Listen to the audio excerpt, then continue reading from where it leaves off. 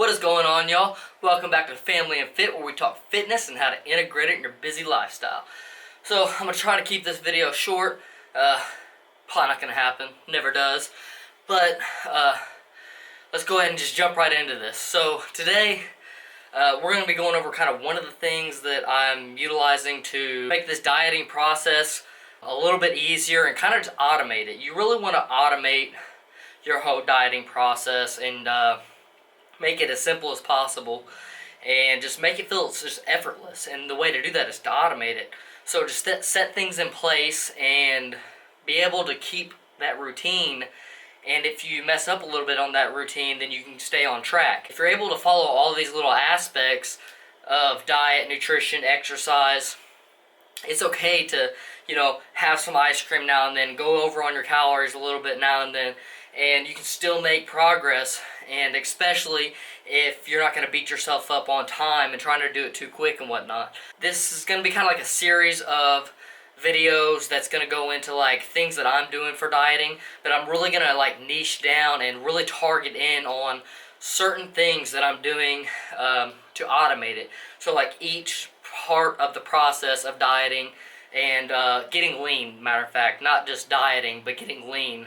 And in the processes that go along with that, I'm really going to break these videos down to the core base of what I'm doing and like how I'm finding it very useful for myself and how you can implement them. And so for today, the thing that we're going to target down on is planning your diet around your work schedule. I find this one very, very nice, and this is the method that I use. I work Monday through Friday. I stay on like a caloric restriction through Monday through Friday. Saturday and Sunday, I don't worry as much. I keep in the back of my head that I'm in a cut and that I'm trying to lean down, and I try not to consume and just like overeat and gain a lot of weight, but I definitely will allow myself to go back up to like maintenance for those 2 days. And to me, I'm taking a very relaxed approach. And when I said automate this thing, this is what I'm talking about. Like, it's just so easy. Like, I don't even really feel like it's that much of a struggle. And so it's just something that's super easy for me. So the way that I approach utilizing my like Monday through Friday work week is generally I'll intermittent fast. This past like week or two I have not intermittent fasted. Remember, keep this thing automated. Don't worry about the little details. I like to intermittent fast because you can push your calories back further, and you don't have to struggle as much with going to bed hungry. I'm more the type of person, I don't really like to go to bed hungry, so I'd rather go hungry earlier in the morning, and you also have more willpower during the morning as well. That's probably one of the topics I'll get down into more. But a lot of times I won't eat till like 11 noon, and I'm generally waking up about 5:30 in the morning. So I wake up and I'll do like a black coffee, or sometimes I'll do diet drinks. I know like that may potentially be breaking a fast, at least a true like hardcore fast. It's essentially breaking that fast. After the morning, whenever I drink my coffee, I also like been trying to consume a little bit more water, because I notice I'm really bad with consuming a lot of water, especially when I first wake up. A lot of times at work I'll bounce back and forth between like protein shake and water and like coffee and stuff like that, but I generally always have like a water in between, if not a couple of waters. I just use my shaker bottle or whatever. But after I get up and I get ready, I'll leave the house, take the kids to daycare, go to work. And so sometimes if I'm eating when I get to work, one of the things I've been doing is I've been eating like a bag of steamed broccoli, like the whole entire bag, and it's about 120 calories is what it ended up being, what it has ended up being or something. I'll consume that bag of broccoli. That way it's like negligible on the calories. I'm getting in a lot of vitamins. When I say negligible, it's if you space it out, you can pretty much eat broccoli all day. If you ate a bag of broccoli every 2 hours, you essentially get away with eating broccoli all day. Generally, I'm just trying to keep all my meals super low in calories, like just keeping them super low. Like we made tuna salad the other day, and then we put onions, bell peppers, spinach that was like already in the bag, like frozen, broke it up a little bit, and then we just dumped it into the tuna. We used Miracle Whip, but we used the vegetables as like a source to make it more voluminous and even less on the calories. That way, like the mayonnaise doesn't just like kill it. It helps make the meal more full, and because vegetables are so low in calories, it just makes it so much more voluminous. And that's such a big thing with like one being able to just have a lot of food in front of you to eat, and then also filling up your stomach. And it's to me it's very satiating. And then on top of that, because you're eating tuna, you're keeping your protein levels very high, which is something I'll kind of target in another video. I'm gonna try to keep these videos like under 10 minutes. That way I can just kind of just like dump out the value and like how each aspect is helpful. So like if you have any type of schedule, like no matter what it is, like as long as you're working like a 40-hour work week, that this should work for you. Now if you're doing something where you only work 2 days on, 2 days off, 3 days on, 3 days off, if you're working a schedule like that, you might have to be more restrictive on your days off because you're not working as many days per week. So you know, when you look at the ratio of me working Monday through Friday, you know, that's 5 out of 7 days. That's a pretty high ratio of days that I'm in a deficit versus days that I allow myself to go to a maintenance. Now, if you're going to maintenance on your days off, that's still perfectly fine, and it's probably going to be very sustainable. The issue with that is you're going to stretch it out a lot longer. And you don't want to stretch things out too long because then you might give up on your goal. It's kind of like with me, like I'm taking like this very relaxed approach so that after I'm done with these next 2 to 3 weeks of my cut, whenever I'm go on vacation, I'm going to end my cut there and start into a bulk. But after I reach that point, I'm no longer going to worry about being in a cut. You know, obviously I'm not going to be worried about trying to cut anymore, so therefore I'm going to be as lean as I'm going to get for essentially this next year, because that's how long I'm planning on bulking, is for almost a year straight, to really pack on some solid muscle and really make some progress, because I've been cutting and went into a bulk for a period of time, but it wasn't really long enough to get a nice compounding growth. I got videos kind of going into compounded growth and bulking long term and what the advantages are of that, so check that out. Since I'm going to be as lean as I'm going to get, and it's not going to be as lean as I would truly want, I really want to be like super vascular, like almost like stage ready, like as if I was trying to compete. But then again, I'm also do not really care about going so hardcore where it's just a difficult task and a very unenjoyable task. Now next year I might go a little bit harder, but as you put on more muscle mass, it's easier for you to be able to lose fat, just because your caloric maintenance for a day can be quite a bit higher. Like if you look at somebody who's reached their genetic potential, they're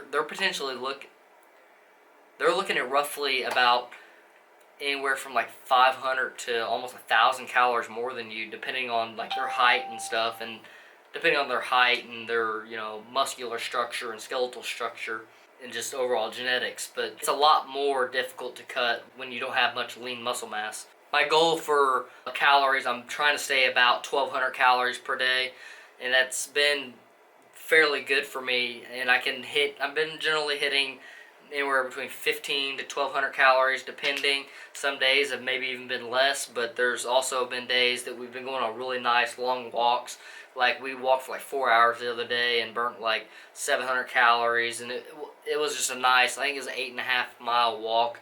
And you know, the calorie tracker said we burned 700 calories, but it's probably quite a bit more than that. So that's another thing we've been trying to implementing exercise, but that's going to be another video. But just implementing, go ahead and bring it into this video a little bit. We're implementing exercise, you know, like cardio Monday through Friday. That way it's part of, you know, the fat loss and the dieting of the Monday through Friday work schedule, and just, you know, apply that along with your work schedule as well. Don't necessarily just neglect this because you don't have a Monday through Friday schedule. You know, it doesn't really matter.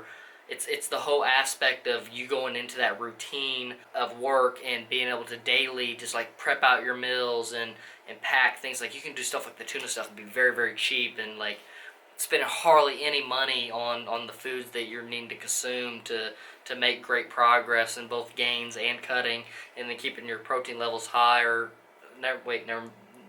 another video.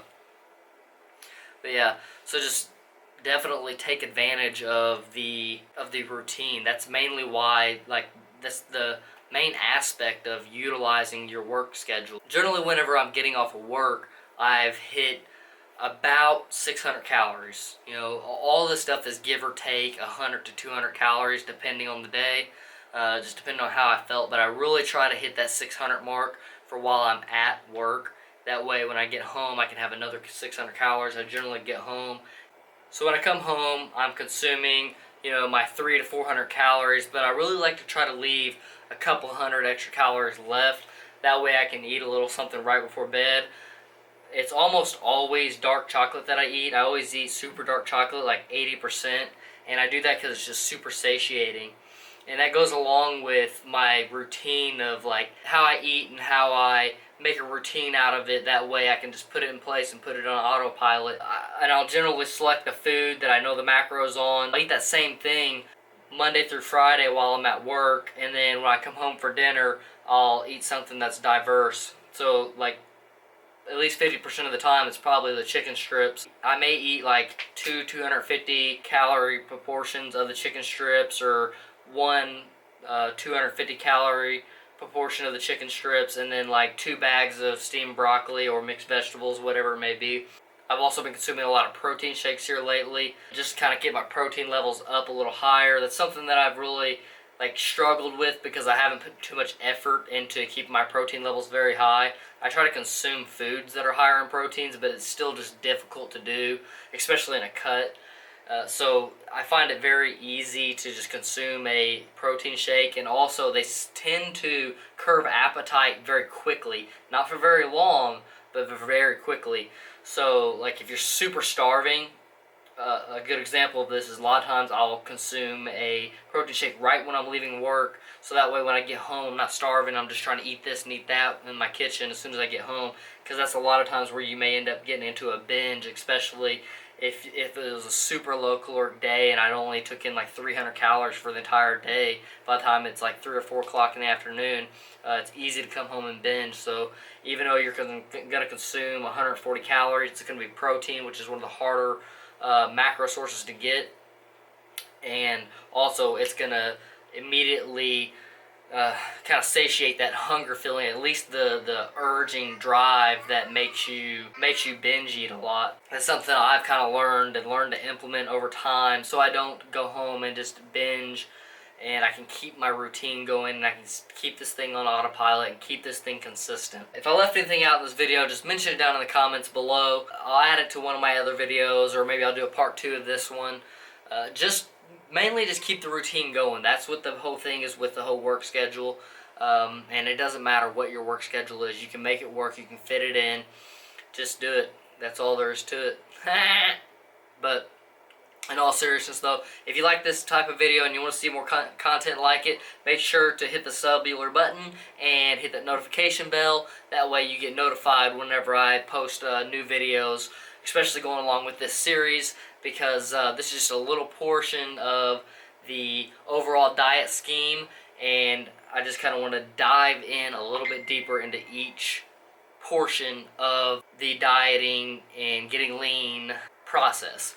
I'll catch you on the next one. Don't go nowhere. Stay right there. It may be a couple days, but I'll be back. Catch y'all later.